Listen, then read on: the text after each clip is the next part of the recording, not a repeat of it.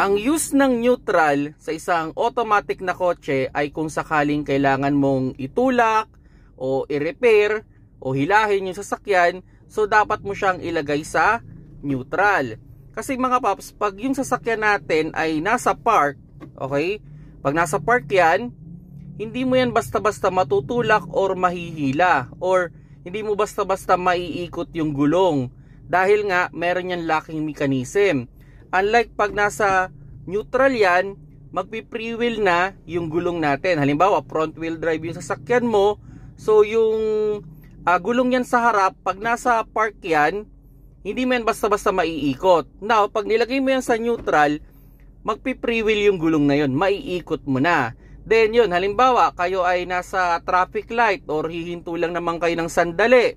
Kung nasa drive kayo, okay, so gusto nyo makapagpahinga yung paa naman ninyo, so pwede nyo siyang ilagay sa neutral, then i-engage ninyo yung handbrake. So kung sakaling kailangan yung patakbuhin, so ibababa mo lang, so mas mabilis. Unlike nung from drive, dadaan ka pa ng reverse, dadaan ka pa ng park, so mas marami yung movement.